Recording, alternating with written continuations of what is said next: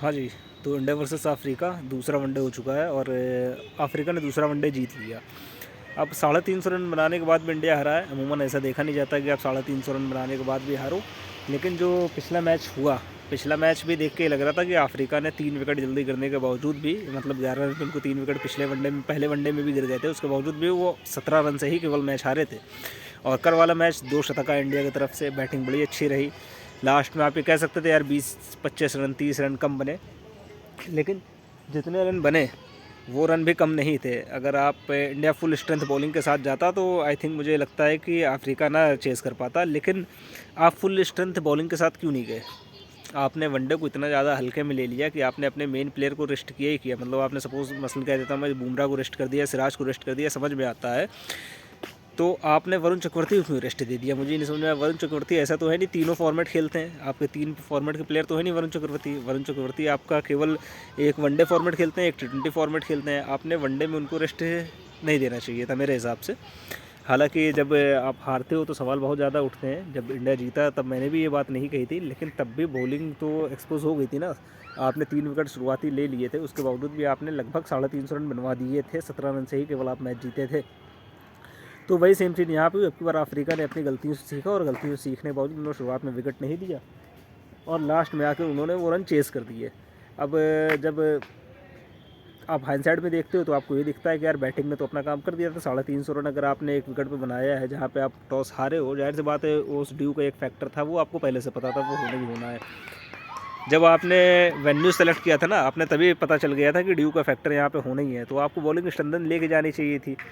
और फिर ये नहीं समझ में आता है कि मतलब आप कितने विकेट टेकर के साथ गए उस मतलब जब ये आपने स्क्वाड सुना 11 चुनी तो आपके पास एक विकेट टेकर कुलदीप यादव, आपके पास दूसरे थे मतलब अर्शदीप, 2, एक हर्षित राणा, मैं आधा मान के चलता हूँ उनको, 2.5 विकेट टेकर के साथ गए। उन्होंने बॉल अच्छा डाला है और उनकी कोई गलती नहीं है इसमें।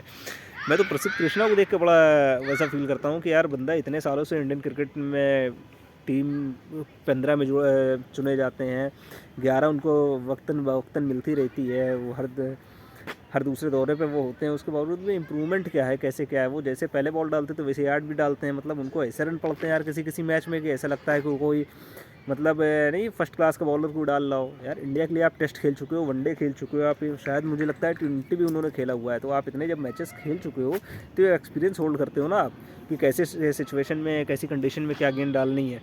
वो नहीं दिखता वहाँ पे आपके पास। मतलब एक स्पेशलिस्ट बॉलर तौर पे आपको खिलाया जा रहा है और आप वहाँ पे विकेट ना लेके दे रहे हो, ना दे रहे हो, आप रन इतने ज़्यादा पीटे जा रहे हो।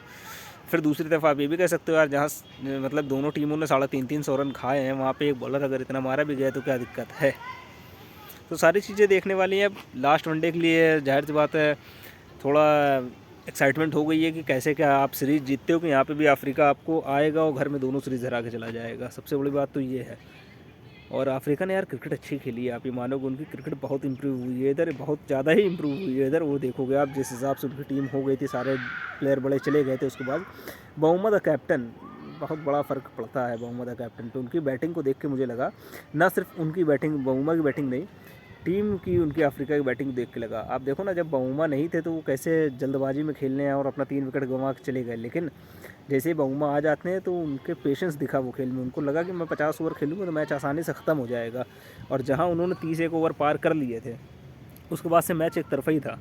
और आप देख के कह सकते थे आर्टिफिशियल एक्साइटमेंट एक आई कि इतने विकेट गिर गए हैं, लेकिन मैच एक तरफा था। जब उनके मतलब पिछली बार जो बॉस उतने बैटिंग करने के लिए उन्होंने 50 रन बनाए हैं, तो अब की बार क्या वो इतने रन नहीं बना सकते थे क्या लास्ट में जितने बचे थे?